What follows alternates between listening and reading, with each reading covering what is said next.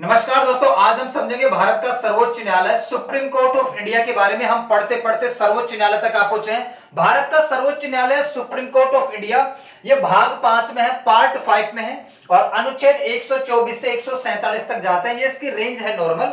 Important article हमें पढ़ने पड़ते हैं। तो भारत का सर्वोच्च न्यायालय भाग 5 में है, संघ के ढांचे में आता है, ये भी यूनियन के ढांचे में आता है और अनुच्छेद 124 से 147 तक पढ़ना है। भारत का जो सर्वोच्च न्यायालय वो सबसे बड़ा संवैधानिक न्यायालय, इससे बड़ा न्यायालय भारत में कोई भी नहीं है। आपने देखा होगा कि हायरार्की होती है, एक डिस्ट्रिक्ट कोर्ट होता है, डिस्ट्रिक्ट कोर्ट के बाद हाई कोर्ट्स होते हैं, डिस्ट्रिक्ट कोर्ट, हाई कोर्ट, उसके बाद सुप्रीम कोर्ट, जिला न्यायालय, उच्च न्यायालय और सर्वोच्च न्यायालय। जिला न्यायालय से सेटिस्फाई नहीं होता है तो सर्वोच्च उच्च न्यायालय में जा सकता है, उच्च न्यायालय से सेटिस्फाई नहीं होता है तो सर्वोच्च न्यायालय में जाता है। तो सबसे बड़ा संवैधानिक न्यायालय है, हाईएस्ट कॉन्स्टिट्यूशनल कोर्ट है, इससे बड़ा कोर्ट कोई भी नहीं है। और दूसरी बात, अंतिम अपीलीय न्यायालय, इसके बाद हम अपील नहीं कर सकते हैं, इसका फैसला हमें मानना ही पड़ेगा। वी आर बाउंडेड, इसका फैसला मानने के लिए हम बाध्य हैं। तो ये अंतिम अपीलीय न्यायालय है, लास्ट कोर्ट ऑफ अपील है। मान लो जिला न्यायालय ने किसी को फैसला सुना है तो उच्च न्यायालय में अपील कर देगा, उच्च न्यायालय ने फैसला सुना दिया, उससे भी अगर वो सेटिस्फाई नहीं है, संतुष्ट नहीं है, तो वो सर्वोच्च न्यायालय में अपील कर सकता है। लेकिन इससे उसको संतुष्ट होना ही पड़ेगा, उसको फैसला मानना ही पड़ेगा। हाँ, वो एक अलग बात है कि हमारे प्रेसिडेंट ऑफ इंडिया के पास क्या है, किसी भी सजा को कम करने की या उसको पूर्ण रूप से समाप्त करने की पावर है। ये हम राष्ट्रपति की पावर में पढ़ चुके हैं, अनुच्छेद 72 राष्ट्रपति की समाधान शक्तियों में, वो एक अलग बात है। तो ये सबसे बड़ा संवैधानिक न्यायालय है और दूसरा अंतिम अपीलीय न्यायालय है। अब हम बात करते हैं भारत के सर्वोच्च न्यायालय के इतिहास की, कि कब सबसे पहले सर्वोच्च न्यायालय आया, कैसे कैसे परिवर्तन हुआ, 1947 के बाद क्या हुआ, वर्तमान में कौन सा सर्वोच्च न्यायालय चल रहा है। तो आपने सुना होगा रेगुलेटिंग एक्ट, भारत के ऊपर अंग्रेजों का शासन था। अंग्रेजों के शासन के दौरान अगर आप ध्यान से देखोगे ना तो भारत के ऊपर अंग्रेजों के शासन में ये वाली जगह सबसे इंपॉर्टेंट थी। ये वाला जो बंगाल वाला एरिया है ना, यही सबसे इंपॉर्टेंट है। तो पूरे के पूरे भारत को जितने भी केस, जितने भी मुकदमे, जितने भी अपील होती थी, उसको कंट्रोल करने का काम किसको दिया जाएगा, पश्चिम बंगाल को दिया जाएगा, क्योंकि ये गढ़ है अंग्रेजों का, पश्चिम बंगाल में है, कोलकाता। तो 1773 में रेगुलेटिंग अधिनियम आता है, रेगुलेटिंग एक्ट आता है और इस एक्ट के आधार पर यह कहा गया कि भारत में सर्वोच्च न्यायालय की स्थापना की जाएगी, एक सुप्रीम कोर्ट बनाया जाएगा। और बनता कब है, 26 मार्च 1774 को। रेगुलेटिंग एक्ट 73 में आया है, सर्वोच्च न्यायालय की स्थापना हुई है 26 मार्च 1774 को और जगह का नाम है फोर्ट विलियम, कलकत्ता। ये वही फोर्ट विलियम है जहां पर काल कोठड़ी की घटना हुई थी, ब्लैक होल ट्रेजेडी, नवाब सिराजुद्दौला और अंग्रेजों के बीच में प्लासी का युद्ध वगैरह। तो काल कोठड़ी की घटना इसी फोर्ट विलियम में हुई थी। तो जगह का नाम है फोर्ट विलियम, कलकत्ता में 26 मार्च 1774 को सर्वोच्च न्यायालय की स्थापना कर दी गई है। और चीफ जस्टिस ऑफ इंडिया किसको बनाया गया, CGI, chief justice of India, Bharat का सर्वोच्च न्यायालय का सर्वोच्च न्यायाधीश बनाया गया सर एलिजाह इम्पेको। सर एलिजाह इम्पेको, ये जो रेगुलेटिंग एक्ट के आधार पर प्रथम सर्वोच्च न्यायालय कलकत्ता में बनाया गया था, उसका सीजीआई बनाया गया, प्रमुख जज बनाया गया। और गवर्नर जनरल कौन थे इस वक्त, आपसे कई बार पूछा जाता है कि बताओ सर्वोच्च न्यायालय जब कलकत्ता में बना था तो उस वक्त गवर्नर जनरल कौन था। गवर्नर जनरल था वॉरेन हेस्टिंग। अच्छा, ये जो रेगुलेटिंग एक्ट आया है ना 1773, इसके आधार पर दो मुख्य काम हुए हैं। एक तो सर्वोच्च न्यायालय की स्थापना की जाएगी भारत में, कलकत्ता में, और दूसरा भारत में गवर्नर जनरल बनाया जाएगा। एक तो प्रथम गवर्नर जनरल ऑफ बंगाल, अभी भारत का नहीं बना है, प्रथम गवर्नर जनरल ऑफ बंगाल बनाया गया था वॉरेन हेस्टिंग को। ये मैं हिस्ट्री में पढ़ चुका आप लोगों को, है ना। तो एक और क्वेश्चन आपसे अटपटा पूछा जाता है कि बताओ रेगुलेटिंग एक्ट कब आया, तो आपको बताना है 73 में। बताओ सर्वोच्च न्यायालय की स्थापना कब की गई, तब आपको बताना है 74 में। एक साल का डिफरेंस है। तो रेगुलेटिंग एक्ट पूछे तो 73 और सर्वोच्च न्यायालय की स्थापना पूछे तो 74 आपको बताना है। तो 1774 में सर्वोच्च न्यायालय की स्थापना कर दी गई, कहां पर, कलकत्ता में। अब देखो, कलकत्ता के अंदर सारे के सारे देश के मुकदमे, अपील, सारे के सारे जजमेंट यहीं से आ रहे हैं, यहीं पे जा रहे हैं। तो सारा का सारा देश यहीं से कंट्रोल हो रहा है। लेकिन देश तो बहुत बड़ा है, मुंबई वाले भी यहीं जा रहे हैं, मद्रास वाले भी यहीं जा रहे हैं, पाकिस्तान वाले भी यहीं आ रहे हैं। तो भाई बहुत बड़ा ज्यूरिडिक्शन है, इसको कम किया जाए अधिकार क्षेत्र को। उसके बाद उस वक्त का जो राजा था किंग जॉर्ज III ने कहा कि भाई देखो, और हमें सुप्रीम कोर्ट बनाने पड़ेंगे। उसके बाद अगला सुप्रीम कोर्ट बनने वाला है कहां पर, मद्रास में, 1800 में। ये तो बना था 1774 में कोलकाता में, उसके बाद में 1800 में बनता है कहां पर, मद्रास में, और 1823 में बनेगा कहां पर, मुंबई में। तो 1800 का एक्ट पास किया गया, 1800 का अधिनियम पास किया गया। इसके आधार पर 26 दिसंबर 1800 को मद्रास के अंदर एक और सर्वोच्च न्यायालय बनाया गया।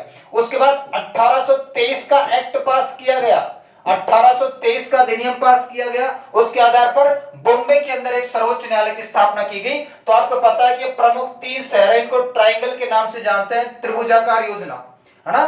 तो कलकत्ता में 1774 में, मद्रास में 1800 में, और बॉम्बे में 1823 में। तो 26 दिसंबर 1800 में मद्रास में, और 8 दिसंबर 1823 में किसमें, बॉम्बे में। और ये किसके फरमान पर, वो जो किंग जॉर्ज III था उसके फरमान पर ये 2 अन्य सर्वोच्च न्यायालय बना दिए गए हैं। उसके बाद आपको पता है कि आगे बढ़ने से पहले एक बात समझना जरूरी है कि इन सर्वोच्च न्यायालयों को किसमें कन्वर्ट किया गया था, बाद में हाई कोर्ट में। देखो, इसके बाद एक हाई कोर्ट अधिनियम भी आएगा 1861 में, भारतीय उच्च न्यायालय अधिनियम, इंडियन हाई कोर्ट एक्ट 1861, जिसके आधार पर 3 हाई कोर्ट की स्थापना की जाएगी, 3 उच्च न्यायालयों की स्थापना की जाएगी। ठीक है, तो एक यहां और एक यहां, ये तीनों उच्च न्यायालय बनेंगे 1862 में। 1862 में तीनों के तीनों उच्च न्यायालय बनेंगे, और एक किसकी जगह लेंगे, सर्वोच्च न्यायालयों की जगह ले लेंगे। तो 1861 में उच्च न्यायालय अधिनियम, इंडियन हाई कोर्ट एक्ट भी आया है, जिसके आधार पर उच्च न्यायालयों की स्थापना की जाएगी। और ये 3 उच्च न्यायालय इन प्रमुख 3 शहरों में बनने वाले हैं, और ये तीनों के तीनों बने हैं 1862 में।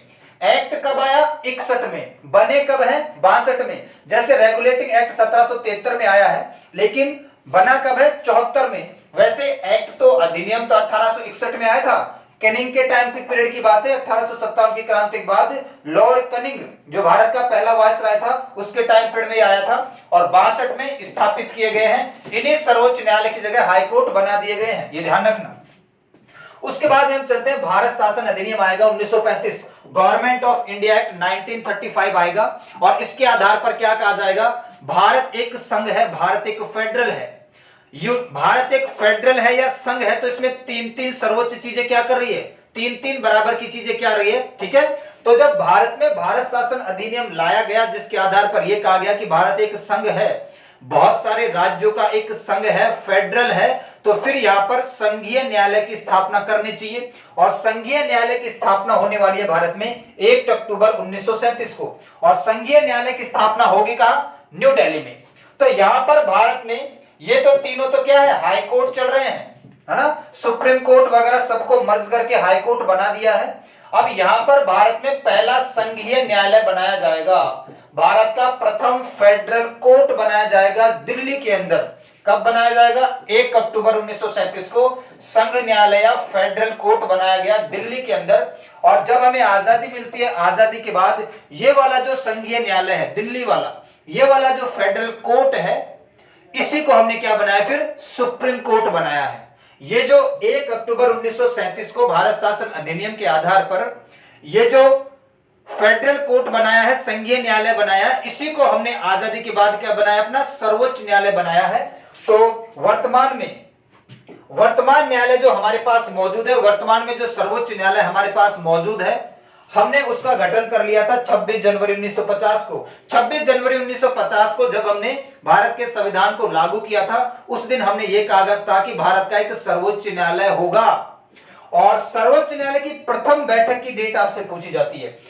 इस दिन तो यही फैसला हुआ था कि भारत में सर्वोच्च न्यायालय तो होगा, लेकिन सर्वोच्च न्यायालय की पहली बैठक कब होती है, 28 जनवरी 1950 को, 2 दिन बाद 28 जनवरी 1950 को भारत में सर्वोच्च न्यायालय की प्रथम बैठक होती है। इस बात का आपको ध्यान रखना है, ये क्वेश्चन कई बार पूछा गया है, बहुत इंपॉर्टेंट है एग्जाम पॉइंट ऑफ व्यू से।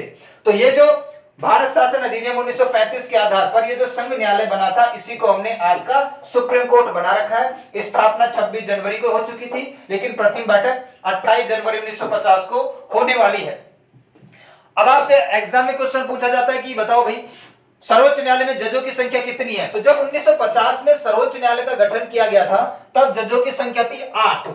एक तो चीफ जस्टिस ऑफ इंडिया, सर्वोच्च न्यायालय का मुख्य न्यायाधीश, प्लस 7 अन्य जज, 8 हो गए हैं। वर्तमान में जब हम पढ़ रहे हैं 2023 में, जब जजों की संख्या कितनी है हमारे सर्वोच्च न्यायालय में, तो वर्तमान में हमारे सर्वोच्च न्यायालय में जजों की संख्या कितनी है? 34 है, 34 है।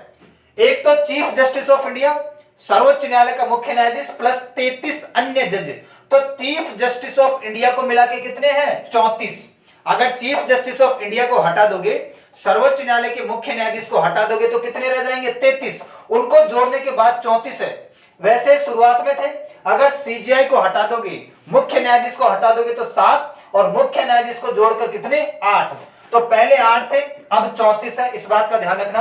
प्रथम आजादी के बाद जो हमारे प्रथम चीफ जस्टिस ऑफ इंडिया बनते हैं, चीफ जस्टिस ऑफ इंडिया का मतलब होता है बेटा सर्वोच्च न्यायालय का मुख्य न्यायाधीश।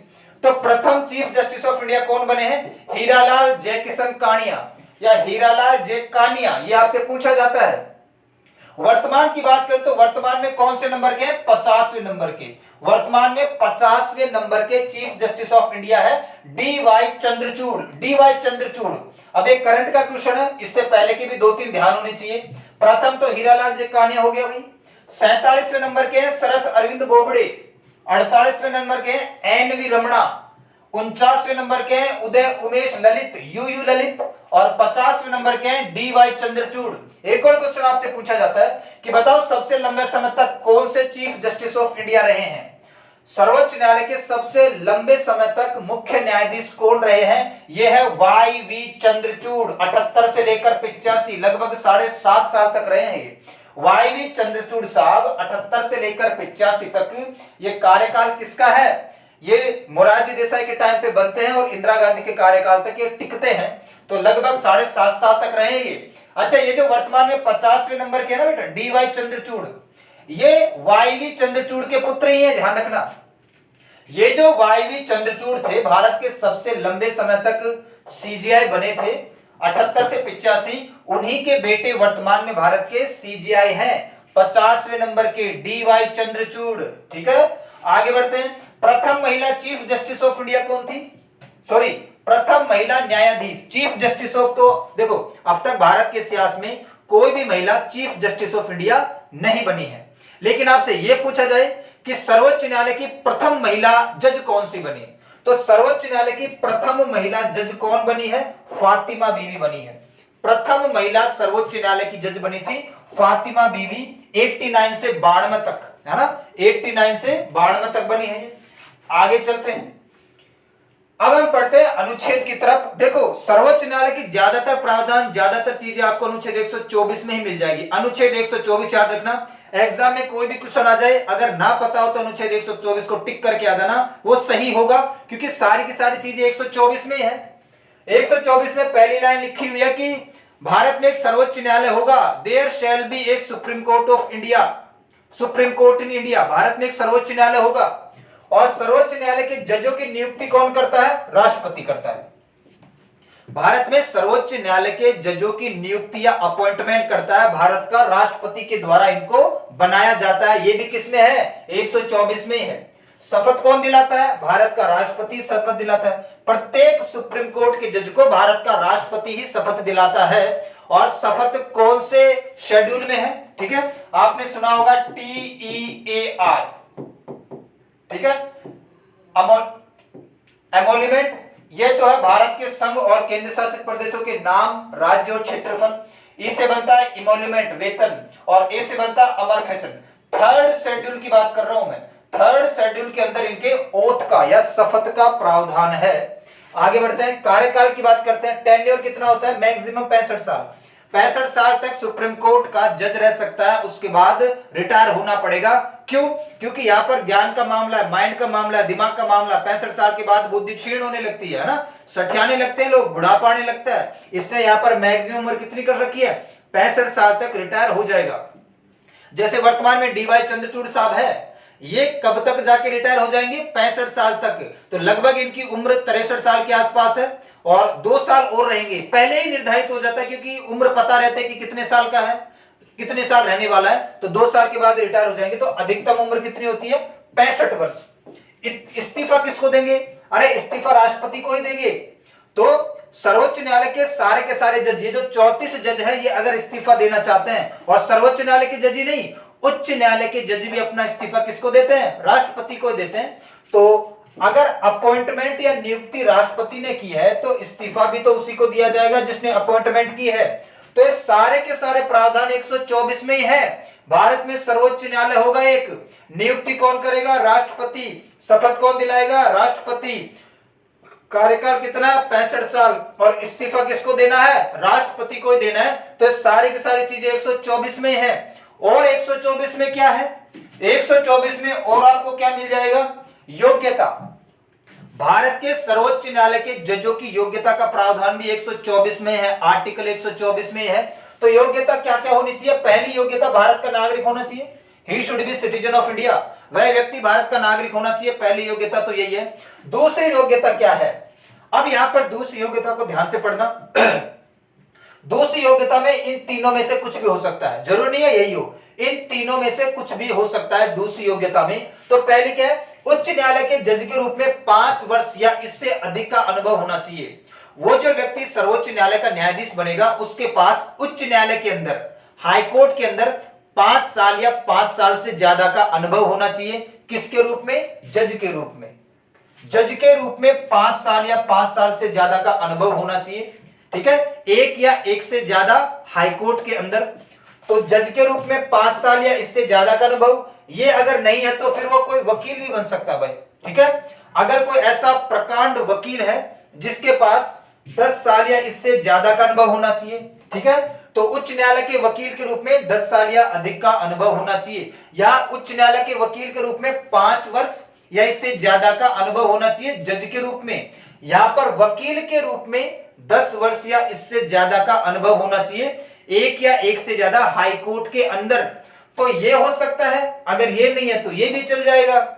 तीसरा, राष्ट्रपति की नजरों में या राष्ट्रपति की दृष्टि में ख्याति प्राप्त विधिवेत्ता होना चाहिए। कोई ऐसा प्रकांड विधिवेत्ता, है ना, हमारे किसी ज्यूरिस्ट हो जिसको एमिनेंट ज्यूरिस्ट बोल सकते हैं, प्रकांड पंडित संविधान का, है ना, लॉ का प्रकांड पंडित, को ऐसा व्यक्ति जिस राष्ट्रपति को ऐसा लगता है कि भाई ये आदमी है, इसको बनाया जा सकता है, तो इसको तो ना के बराबर यूज किया जाता है। ध्यान रखना, इसको ना के बराबर यूज किया जाता है। राष्ट्रपति की नजरों में कोई महान विधिवेत्ता हो, लॉ का बहुत बड़ा ज्ञाता हो, eminent jurist in the opinion of president, अगर राष्ट्रपति की नजरों में कोई प्रकांड पंडित है, उसी को बनाने लग गए तो फिर देश तो चल लिया है। तो मेन तो आपकी ये दोनों ही है, जज के रूप में 5 वर्ष या इससे ज्यादा का अनुभव, और वकील के रूप में 10 साल या इससे ज्यादा का अनुभव होना चाहिए। अब एक बात ध्यान रखना, तो मिनिमम क्वालिफिकेशन है, ये तो मिनिमम क्वालिफिकेशन है, इतना तो होना ही चाहिए, वरना आपको पता है बनाया तो किसको जाएगा? 25, 30, 35, 40 साल के अनुभव वाले आदमी को बनाया जाएगा ना, जो सबसे ज्यादा अनुभव होगा, ज्ञानी होगा। ये तो एक योग्यता मात्र है, क्वालिफिकेशन है, इतना तो होना ही चाहिए। लेकिन बनाया किसको जाता है? प्रैक्टिकल तौर पर 30, 35, 40 साल के अनुभव वाले व्यक्ति को बनाया जाता है। तो दो ही मेन योग्यता है, एक तो भारत का नागरिक होना चाहिए, और दूसरा ये इनमें से कोई एक चलेगा, है ना, स्पेशली ये दोनों। हाँ, एक बात और ध्यान रखना, उम्र के लिहाज में कोई योग्यता नहीं होती है जजों की, है ना, उम्र की कोई योग्यता नहीं होती है। जैसे वहां पर हमने पढ़ा था ना, राष्ट्रपति बनने के लिए 35 साल होना चाहिए, उपराष्ट्रपति बनने के लिए 35 साल होना चाहिए, है ना, विधानसभा का अध्यक्ष बनने के लिए 25 साल, राज्यसभा का अध्यक्ष बनने के लिए 30 साल। ऐसी कोई उम्र की योग्यता नहीं होती है जजों के बारे में, इस बात का ध्यान रखना। अब अनुच्छेद 124 में यह राष्ट्रपति का महाभियोग, योग्यता पढ़ ली, कार्यकाल, नियुक्ति, इस्तीफा, सब कुछ पढ़ दिया, सब कुछ 124 में। और ये जो न्यायाधीशों का महाभियोग है ना, ये भी 124 में ही है। अगर मैं आपको स्पेसिफिक बताऊं तो 124(4) के अंदर है ये, अनुच्छेद 124(4) के अंदर है न्यायाधीशों का महाभियोग। तो सर्वोच्च न्यायालय के न्यायाधीशों को किस प्रकार हटाया जाएगा, उस प्रक्रिया का नाम है, देखो, महाभियोग की प्रक्रिया स्पेशली दो ही लोगों के लिए आती है, एक तो राष्ट्रपति के लिए या एक जजों के लिए। जज चाहे सुप्रीम कोर्ट का हो चाहे हाई कोर्ट का हो, जज चाहे सर्वोच्च न्यायालय का हो चाहे उच्च न्यायालय का हो, सर्वोच्च न्यायालय और उच्च न्यायालय के जज को हटाने की एक ही प्रक्रिया है, सेम टू सेम प्रक्रिया है, रत्ती भर भी अंतर नहीं है। तो जब मैं आपको आगे हाई कोर्ट पढ़ाऊंगा ना, तब भी रिवाइज करवा दूंगा। आपको समझना यही है कि ये वाली प्रक्रिया सर्वोच्च न्यायालय के न्यायाधीशों को हटाने के लिए भी है और उच्च न्यायालय के न्यायाधीशों को हटाने के लिए भी है। तो इसको हम बोलते हैं न्यायाधीशों का महाभियोग, इंपीचमेंट ऑफ जजेस। न्यायाधीश को हटाने का कोई ना कोई कारण होना चाहिए। कारण क्या होना चाहिए? कदाचार या अक्षमता। कदाचार का मतलब होता है मिसबिहेवियर। मिसबिहेवियर का मतलब ये नहीं है कि कोर्ट में लड़की छेड़ दी, नहीं। मिसबिहेवियर का मतलब है जो हमारे संविधान की किताब है, ये जो हमारी लॉ की किताब है जिससे देश चलाया जाता है, इसके विपरीत काम करने लग जाए। जैसे मान लो कि किसी धारा में लिखा हुआ है कि ये जो क्राइम किया है इसके अपराध की सजा 8 साल, वो भाई साहब उसका जानकार सुना दे रहे हैं 6 साल, या कोई दुश्मन है 8 साल की जगह सुना दिया 12 साल। तो ये जो संविधान की किताब है इसका गलत उपयोग नहीं कर सकते, इसके साथ आप मिसबिहेव नहीं कर सकते हैं, है ना। ये होता है मिसबिहेव का मतलब। या अक्षमता, पद पर बैठने की क्षमता नहीं है, गफला करके पैसे वैसे भर भरा के जज बन गया है ना। या अपना लगा लगा के जुगाड़ कहां तक पहुंच गया है, जज की कुर्सी तक पहुंच गया है, तो उसमें उस कुर्सी पर बैठने की क्षमता होनी चाहिए, है ना। फैसले नहीं हो रहे हैं लंबे चौड़े, आए दिन डेट पे डेट, तारीख पे तारीख दिया जा रहा है, फैसला नहीं हो रहा है, तो किस काम का जज है भाई। तो कहने का मतलब ये कि जज को हटाने का कोई ना कोई कारण होना चाहिए, या तो वो कदाचार करे, मिसबिहेवियर करे, भारत की जो संविधान की किताब है उसके विपरीत जाके काम करने लग जाए, या दूसरा उसमें पद पे बैठने की क्षमता नहीं हो, वो उस पद के लायक ना हो, उससे फैसले नहीं हो रहे हैं, है ना। पता चल जाता है वकीलों को कि इसमें कुछ बात है या नहीं है। स्थान क्या है, संसद। राष्ट्रपति का महाभियोग भी, राष्ट्रपति को हटाने के लिए भी तो कारण होना चाहिए था ना, कि वो संविधान का उल्लंघन करे, कॉन्स्टिट्यूशन को वायलेट करे, और उसको हटाने का स्थान भी क्या है, संसद। इसको हटाने का स्थान भी क्या है, संसद। अब हम समझते हैं प्रक्रिया को। न्यायाधीशों को हटाने की प्रक्रिया को हम कहते हैं न्यायाधीशों का महाभियोग, इंपीचमेंट ऑफ जजेस। सबसे पहले मैं आपको बताता हूं कि सबसे पहले आएगा प्रस्ताव। अगर किसी को लगता है कि इस जज को हमें हटाना चाहिए, उसने कदाचार किया है या उसके पास पद पे बैठने की क्षमता नहीं है, तो सबसे पहले आएगा प्रस्ताव या प्रपोजल। किसके रूप में, रेजोल्यूशन के रूप में, संकल्प के रूप में, कि हम ये संकल्प लेना चाहते हैं, है ना। हाँ, राष्ट्रपति का महाभियोग सभी को याद है भाई। राष्ट्रपति का महाभियोग एक बार याद दिला देता हूं मैं। राष्ट्रपति के महाभियोग के लिए यहां पर किसी भी सदन में लाया जा सकता है। जिस सदन में लाया जाएगा उसके 1/4 सदस्यों का समर्थन होना आवश्यक है। 14 दिन की सूचना दी जाती है। जिस सदन में प्रस्ताव आया है उस सदन के 2/3 सदस्यों से बहुमत मिलना चाहिए। बहुमत मिलने के बाद फिर दूसरा सदन जांच करता था। वो जो दूसरा सदन जांच करता था उसकी रिपोर्ट दूसरे सदन से पास करवाकर हम राष्ट्रपति को हटाते थे। कुछ ऐसा ही है, थोड़ा सा डिफरेंस है। तो सबसे पहले प्रस्ताव आएगा, किसी भी सदन में लाया जा सकता है, लोकसभा में या राज्यसभा में। तो वहां पर तो फिक्स थी। राष्ट्रपति के टाइम पे आपने देखा होगा कि किसी भी सदन में आएगा प्रस्ताव तो 1/4 सदस्यों का समर्थन मिलना आवश्यक है। 1/4 सदस्य ये प्रस्ताव लेके आए। लेकिन न्यायाधीशों के महाभियोग के अंदर ये संख्या फिक्स है। अगर आप लोकसभा में लाना चाहते हैं तो 100 मेंबर ये प्रस्ताव लेके आए, और अगर आप राज्यसभा में लाना चाहते हैं तो 50 मेंबर ये प्रस्ताव लेकर आए। तो यहां पर संख्या फिक्स है। लोकसभा में लाना चाहते हैं तो 100 सदस्य प्रस्ताव लेके आए कम से कम, और राज्यसभा में लाना चाहते हैं तो 50 मेंबर कम से कम प्रस्ताव लेके आए, किसी भी सदन में ला सकते हैं। और यही फिर दूसरी बात, 14 दिन की पूर्व सूचना देना आवश्यक है। जिस जज के खिलाफ आप प्रस्ताव या प्रपोजल लाना चाहते हैं उस जज को 14 दिन की सूचना देना जरूरी है। अब यह प्रस्ताव आने के बाद, मान लेते हैं कि प्रस्ताव लोकसभा में आया है थोड़ी देर के लिए, है ना। मान लेते हैं कि प्रस्ताव कहां पर आया है, लोकसभा के अंदर आया है। तो प्रस्ताव आने के बाद पहले यहां पर समिति बिठाई जाती है भाई, है ना। प्रस्ताव लाने के जस्ट बाद यहां पर समिति बिठाई जाएगी, एक कमेटी बनाई जाएगी जिसमें सुप्रीम कोर्ट और हाई कोर्ट के जज बैठे होंगे। क्योंकि संविधान के या लॉ के ज्ञाता तो यही है ना। वहां पर राष्ट्रपति के टाइम पे ये जो दूसरा सदन है उसके सदस्यों की कमेटी जांच कर सकती है, वो राष्ट्रपति का मामला था। यहां पर सदस्यों की कमेटी जो बनेगी वो किसी सदन की या किसी हाउस की नहीं बनेगी। यहां पर जो कमेटी बनेगी उसमें सुप्रीम कोर्ट या हाई कोर्ट के प्रकांड पंडित जज ही होंगे। तो प्रस्ताव आने के बाद समिति बनाई जाएगी, कमेटी बनाई जाएगी। कमेटी अब अगर अपनी रिपोर्ट देगी, रिपोर्ट में क्या लिखेगी, कदाचार या अक्षमता, कि भाई इसने मिसबिहेव किया है या इनकैपेसिटी है, बैठने की क्षमता नहीं है। अब ये जो रिपोर्ट इस कमेटी ने दी है ना, ये रिपोर्ट उस सदन से पास होगी जिसमें प्रस्ताव आया था। पहले उसी सदन में रिपोर्ट जाएगी जिसमें प्रस्ताव आया था। तो हमें पता है कि प्रस्ताव लोकसभा में आया था, तो ये कमेटी जो रिपोर्ट बनाएगी वो कमेटी की रिपोर्ट किस में पास होगी, पहले लोकसभा में पास होने वाली है। यहां पर 2/3 का विशेष बहुमत होना चाहिए। अब यहां पर मैंने थोड़ा सा डिफरेंस लिखा है। राष्ट्रपति में भी विशेष बहुमत था, यहां पर भी विशेष बहुमत है। राष्ट्रपति में जो विशेष बहुमत था ना, वो कुल क्षमता का 2/3 था। राष्ट्रपति में विशेष बहुमत कुल क्षमता का 2/3 था। मतलब जैसे लोकसभा की कुल क्षमता कितनी है 543, लोकसभा की कुल क्षमता कितनी है भाई 543, लोकसभा की कुल क्षमता है 543, तो 543 का 2/3 कुल क्षमता का 2/3। एक तो ये विशेष बहुमत का प्रकार होता है और एक होता है प्रेजेंट वोटिंग, जितने लोग उपस्थित है। ऐसा तो है नहीं कि रोज के रोज 543 ही आते हैं, हो सकता है कि उस दिन 520 ही आए हैं, तो हम 520 का 2/3 ले लेंगे। ये वाला चलता है जजों के महाभियोग के अंदर। तो राष्ट्रपति के महाभियोग में जो विशेष बहुमत होता है वो कुल क्षमता का 2/3 होना चाहिए। और जो हमारे न्यायाधीशों के महाभियोग की प्रक्रिया है उसमें भी विशेष बहुमत चलता है, लेकिन वो प्रेजेंट वोटिंग का, जितने सदस्य उपस्थित है उस सदन में, उसका 2/3 होना चाहिए। तो प्रेजेंट वोटिंग का 2/3। तो ये रिपोर्ट लोकसभा में पास होगी।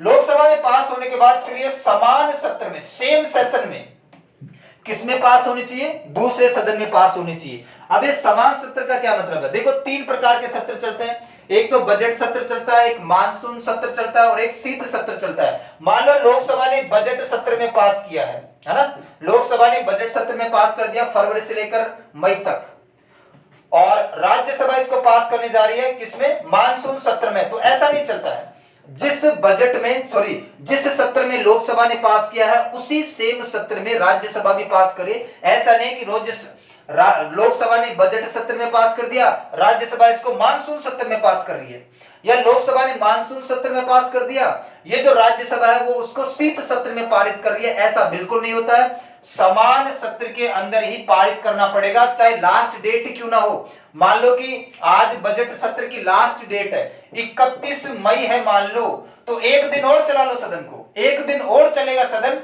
1 जून को क्या होगा, 1 अप्रैल को क्या होगा, राज्यसभा में पास करना पड़ेगा। तो चाहे लास्ट डेट क्यों ना हो, आप 1-2 दिन ज्यादा ले लो, लेकिन प्रक्रिया तो समान सत्र में होनी चाहिए।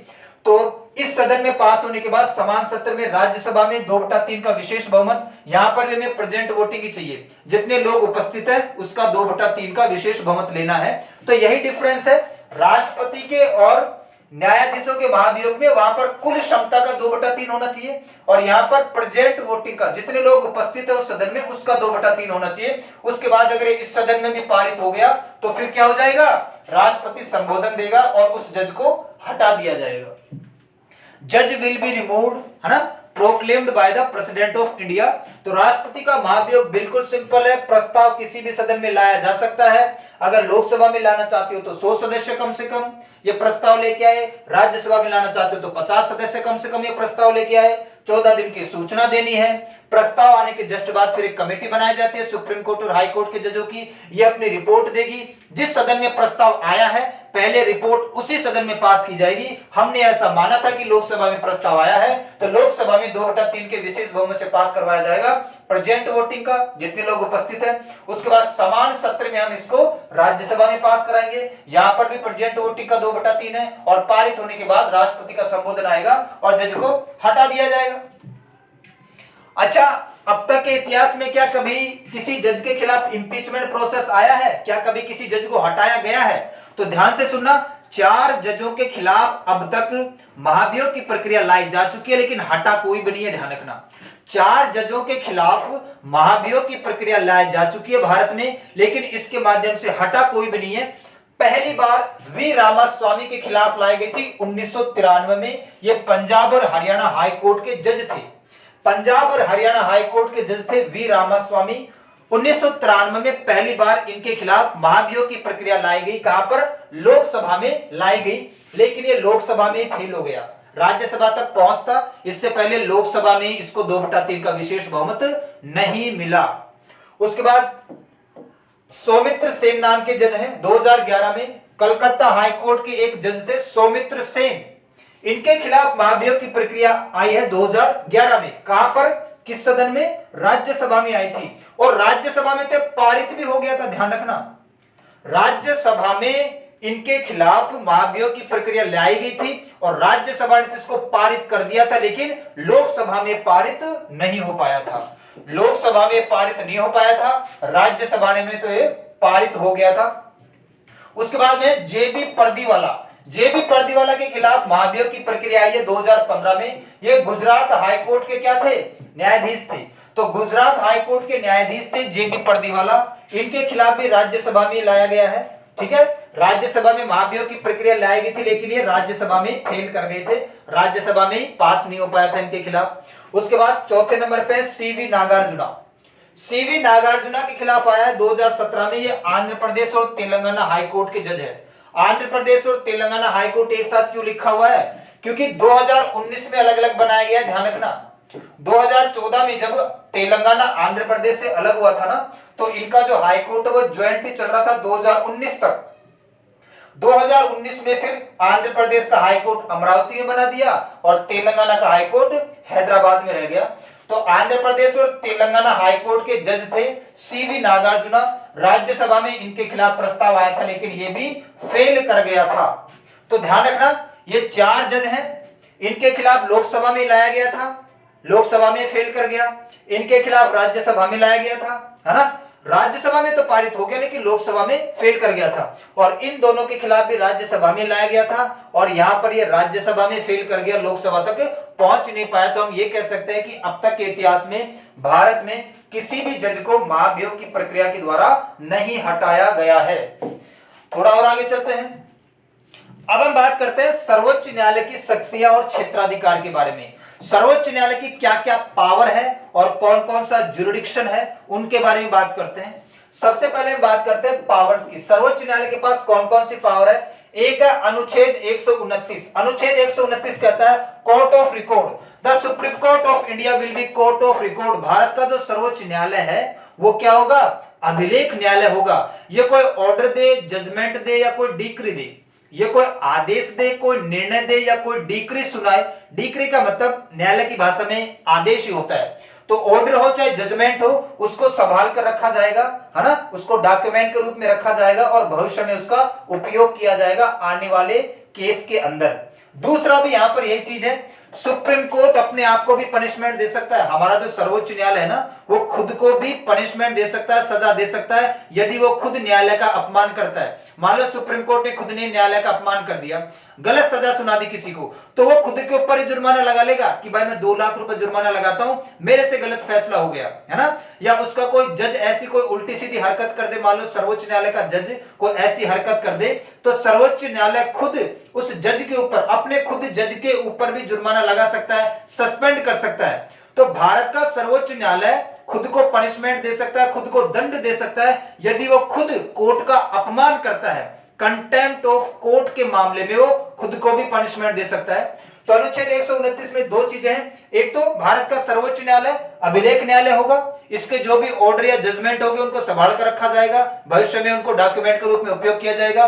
और दूसरी बात 129 में यह है कि अगर सर्वोच्च न्यायालय खुद अपना अपमान करता है ना, अपना अपमान करता है, तो खुद को सजा भी दे सकता है, इसका भी प्रावधान है। एक अनुच्छेद 137 स्पेशल लीव पिटीशन बोलते हैं इसको, विशेष अनुमति याचिका। स्पेशल लीव पिटीशन, विशेष अनुमति याचिका का मतलब होता है डिस्ट्रिक्ट कोर्ट, हाई कोर्ट और सुप्रीम कोर्ट, आपने सुना होगा। तो डिस्ट्रिक्ट कोर्ट से हाई कोर्ट में अपील करने से पहले आपको अगर स्पेशल लीव लेनी है, मान लो कोई गर्भवती महिला है ना, डिस्ट्रिक्ट कोर्ट ने कोई सजा सुना दी मान लो गर्भवती महिला को, अब अगर वो स्पेशल लीव लेना चाहते हैं कि भाई मुझे हाई कोर्ट में अपील करने के लिए साहब 15 दिन का मुझे टाइम देना पड़ेगा, 20 दिन का टाइम देना पड़ेगा, तो उस मामले में सुप्रीम कोर्ट उसको क्या कर सकता है, दे सकता है, लीव दे सकता है। या मान लो हाई कोर्ट में किसी को फैसला सुनाया है, हाई कोर्ट से सुप्रीम कोर्ट में अपील करने के लिए उसको कुछ टाइम चाहिए, तो स्पेशल लीव पिटीशन दायर कर सकता है कि साहब परिस्थिति कुछ खराब है, ऐसी ऐसी बात है, हमें स्पेशल लीव दी जाए, विशेष अनुमति याचिका दी जाए कि हम ऊपर जाकर इस टाइम पीरियड में क्या कर सके, अपील कर सके। ठीक है, तो भारत का सर्वोच्च न्यायालय के पास अधिकार है स्पेशल लीव पिटीशन का, विशेष अनुमति याचिका का। अनुच्छेद 137 पावर टू रिव्यू। भारत का जो सर्वोच्च न्यायालय है ना, वो कोई भी फैसला सुनाता है मामलों, तो अपने खुद के फैसले की भी जांच कर सकता है, इन्वेस्टिगेशन कर सकता है। पावर टू रिव्यू, पुनराविलोकन की शक्ति। भारत का सर्वोच्च न्यायालय खुद के फैसलों की खुद जांच कर सकता है, यह प्रावधान है अनुच्छेद 37 में। भाई वो सुप्रीम है, सर्वोच्च है ना, वही अपने फैसलों की जांच नहीं करेगा तो करेगा कौन, उसके अलावा है कौन, तो supreme Court of India, Bharat का सर्वोच्च न्यायालय, अपने खुद के फैसलों की न्यायिक समीक्षा कर सकता है, पुनरावलोकन कर सकता है, जांच कर सकता है। यह प्रावधान अनुच्छेद 137 में। अनुच्छेद 141 क्या कहता है? डिसीजन बाइंड है। भारत के सर्वोच्च न्यायालय का जो भी ऑर्डर, जजमेंट, डिक्री है ना, कोई भी आदेश, कोई भी निर्णय या कोई भी डिक्री आएगी, उसको पूरे भारत के राज्य क्षेत्र में मानना पड़ेगा। तो भारत के सर्वोच्च न्यायालय का डिसीजन बाइंड है। टेरिटरी ऑफ इंडिया, जितना भी भारत का क्षेत्र है, पूरे के पूरे क्षेत्र के अंदर सर्वोच्च न्यायालय का फैसला मानना पड़ेगा, कोई मना नहीं कर सकता है। हम लोग बाउंडेड है, बंधे हुए हैं, क्योंकि ये हमारा सर्वोच्च न्यायालय है। तो निर्णय बाध्य है पूरे के पूरे भारत के अंदर, डिसीजन बाइंड है हम लोगों के लिए। 142 क्या कहता है? Complete justice. भारत का सर्वोच्च न्यायालय प्रत्येक नागरिक को कंप्लीट जस्टिस देने की कोशिश करेगा, पूर्ण न्याय देने की कोशिश करेगा। लेकिन अगर मान लो कि उससे फैसला गलत हो जाता है तो उसको बदल भी सकता है, ये बात ध्यान रखना। मान लो सर्वोच्च न्यायालय से फैसला गलत हो गया ना, तो वो उस फैसले को बदल भी सकता है। जैसे मान लो आज फैसला सुना दिया, पता चला कि फैसला गलत सुनाया था, तो कंप्लीट जस्टिस तो उसने कर दिया, पूर्ण न्याय तो कर दिया, अंतिम सर्वोच्च न्यायालय होता है। लेकिन अगर उसको बाद में लगता है तो वो अपना फैसला बदल भी सकता है। तो लिखा तो यह गया कि कंप्लीट जस्टिस करेगा, लेकिन अगर वो चाहे तो इसको बाद में बदल भी सकता है, यही प्रावधान होता है। तो ये तो थी सर्वोच्च न्यायालय की शक्तियां। अब हम आगे बढ़ते हैं। सर्वोच्च न्यायालय के क्षेत्राधिकार या ज्यूरिडिक्शन। सर्वोच्च न्यायालय के एरिया में कौन कौन लोग आते हैं, क्या क्या पावर्स आती है, ठीक है। तो क्षेत्राधिकार की बात करें तो सबसे पहले सर्वोच्च न्यायालय का क्षेत्राधिकार में आता है अनुच्छेद 32। अनुच्छेद 32 में आपको डिटेल में पढ़ा चुका हूं। रिट का प्रावधान है, रिट ज्यूरिडिक्शन, रिट क्षेत्राधिकार। 5 प्रकार की रिट जारी करता है सर्वोच्च न्यायालय हमारा। एक तो बंदी प्रत्यक्षीकरण, हैबी कॉर्पियस, एक मैंडामस परमादेश, एक प्रतिषेध प्रोहिबिशन, एक उत्प्रेषण सर्टियोरारी, और एक आपने कोवारंटो अधिकार परीक्षा पिछले वाली वीडियो में देख लेना। उसके बाद एक अनुच्छेद 131 ओरिजिनल ज्यूरिडिक्शन। भारत के सर्वोच्च न्यायालय का जो मूल क्षेत्राधिकार है वो क्या है? मूल क्षेत्राधिकार या ओरिजिनल ज्यूरिडिक्शन का मतलब होता है कि सबसे पहले ये केस सर्वोच्च न्यायालय में जाएगा, ना ये डिस्ट्रिक्ट कोर्ट में जाएगा, ना ये हाई कोर्ट में जाएगा। ऐसे केस जो जिला न्यायालय में नहीं जाते हैं या उच्च न्यायालय में नहीं जाते हैं, वो डायरेक्ट अपने सर्वोच्च न्यायालय में देखे जाएंगे। उसको कहा जाता है सर्वोच्च न्यायालय का मूल अधिकार। कैसे हो सकते हैं वो केस? हो सकता है दो राज्यों के बीच में कोई झगड़ा चल रहा हो, ठीक है, राज्य वर्सेस राज्य, एक तरफ कोई राज्य है या एक तरफ कोई अन्य राज्य है, या एक से ज्यादा भी हो सकते हैं। तो दो राज्यों के बीच झगड़ा हो, या केंद्र सरकार वर्सेस राज्य, हमारी केंद्र सरकार और राज्य सरकार के बीच किसी कॉन्स्टिट्यूशनल मैटर पर जंग छिड़ी हुई हो, या तीसरा एक तरफ केंद्र सरकार हो और राज्य हो कोई वर्सेस राज्य हो। तीसरी पॉसिबिलिटी ये भी तो बन सकती है कि केंद्र सरकार और एक कोई राज्य एक तरफ है और कोई अन्य राज्य दूसरी तरफ। जैसे केंद्र सरकार और राजस्थान एक तरफ है मान लो किसी मामले के ऊपर, और तमिलनाडु राज्य अलग है। तो ये 3 प्रकार की पॉसिबिलिटी बन सकती है। दो राज्यों के बीच में कोई विवाद की स्थिति हो, केंद्र सरकार या किसी राज्य के बीच में विवाद की स्थिति हो, या एक तरफ केंद्र सरकार और राज्य हो और दूसरी तरफ कोई दूसरा राज्य है। ये हमारे सर्वोच्च न्यायालय के मूल क्षेत्राधिकार कहे जाते हैं। सारे के सारे केस डायरेक्ट कहां देखे जाएंगे? सर्वोच्च न्यायालय में। वरना राज्य को सौंप दिया तो फिर राज्य अपना मनमानी करेगा ना, अपना पक्ष देखेगा, पक्षपात करने लग जाएगा। इसलिए सबसे पहले सुप्रीम कोर्ट में जाता है। हाँ, वो अलग बात है कि सुप्रीम कोर्ट खुद कह दे कि नहीं भाई ये राज्य लड़ लेगा, मैं इसको अथॉरिटी देता हूं, ये कह सकता है, वरना जाएंगे सबसे पहले सुप्रीम कोर्ट में। अनुच्छेद 143 एडवाइजरी ज्यूरिडिक्शन, सलाह क्षेत्राधिकार। सलाह क्षेत्राधिकार का मतलब है हमारे राष्ट्रपति को किसी कॉन्स्टिट्यूशनल मैटर पर सलाह चाहिए, हमारे राष्ट्रपति को किसी संवैधानिक मामले पर सलाह चाहिए, कोई लॉ नियम कानून से संबंधित बात है, कोई फैक्ट तथ्यों से संबंधित बात है। तो कोई भी संवैधानिक तथ्य हो सकता है, कोई भी संवैधानिक नियम कानून हो सकता है जिसमें भारत के राष्ट्रपति को समझ में नहीं आ रहा कि मुझे क्या करना चाहिए क्या नहीं करना चाहिए, तो ये हमारे सर्वोच्च न्यायालय से सलाह ले सकते हैं और सर्वोच्च न्यायालय सलाह देगा। भाई इंद्रे बीरूबारी केस 1960 में आया था जिसमें यह कहा गया था, ठीक है, इंद्रे बीरूबारी केस 1960 में यह फैसला हुआ था कि अगर भारत का राष्ट्रपति किसी संवैधानिक मामले के ऊपर अगर हमारे सर्वोच्च न्यायालय की सलाह मांगता है तो सर्वोच्च न्यायालय उसको सलाह देगा। तो सर्वोच्च न्यायालय सलाह देगा, सर्वोच्च न्यायालय नहीं देगा तो कौन देगा? सर्वोच्च न्यायालय के अलावा इतना ज्ञान किसके पास है? किसी के पास नहीं है, वही ज्ञानी है सारे के सारे लोग। एक होता है अपील ज्यूरिडिक्शन, अपील क्षेत्राधिकार। तीन प्रकार की अपील हो सकती है, उन तीनों के अलग अलग अनुच्छेद है। अगर आपको संवैधानिक अपील करनी है, संवैधानिक मामले पर कोई अपील करनी है, जैसे हमारी संसद ने मान लो कोई बिल बना दिया, कोई लॉ बना दिया, है ना, तो वो सही था या गलत था, उसके लिए आप अपील कर सकते हैं सर्वोच्च न्यायालय में। जैसे जम्मू कश्मीर का मामला था, जम्मू कश्मीर में धारा 370 हटाई थी हमारी गवर्नमेंट ने, इसके ऊपर बहुत सारे लोगों ने सुप्रीम कोर्ट में याचिका दायर की थी कि संवैधानिक रूप से सही नहीं है, गलत तरीके से 370 हटाई है। तो अगर आपको किसी संवैधानिक मामले पर अपील करनी है तो आप किसका सहारा लेंगे? अनुच्छेद 132 आपको ये इजाजत देता है।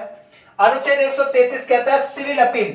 सिविल अपील का मतलब होता है शादी ब्याह बिना लड़ाई झगड़ा, जहां पर लड़ाई झगड़ा नहीं होता है, फ्रॉड हो गया, शादी ब्याह के मामले, तलाक के, दहेज के मामले, ये सारे के सारे सिविल मामले हैं, इनकी अपील आप सर्वोच्च न्यायालय में कर सकते हैं नॉर्मली, ये आपको अनुच्छेद 133 इजाजत देता है। और अनुच्छेद 134 क्या कहता है? आपराधिक मामलों की अपील। आपराधिक मामले कैसे? रेप, बलात्कार, डकैती, अपहरण, मारपीट, झगड़े वगैरह, ये क्या है आपके आपराधिक मामले। तो आपराधिक आपराधिक अपील आप कर सकते हैं अनुच्छेद 134 के माध्यम से। तो ये नॉर्मली आप जो भारत देश के अंदर प्रावधान है, संवैधानिक अपील आप करना चाहते हैं तो 132 आपको इजाजत देता है, सिविल अपील आप करना चाहते हैं तो 133 इजाजत देता है, और आपराधिक अपील आप सर्वोच्च न्यायालय में करना चाहते हैं तो अनुच्छेद 134 आपको ये इजाजत देता है। तो ये भारत के सर्वोच्च न्यायालय के क्षेत्राधिकार है। सर्वोच्च न्यायालय बहुत डिटेल में पढ़ लिया है। एसएससी और रेलवे वाले बच्चे लगे रहो, चीर दो, फाड़ दो। आज के लिए इतना ही करते हैं, मिलते हैं नेक्स्ट क्लास में, तब तक के लिए सभी को धन्यवाद।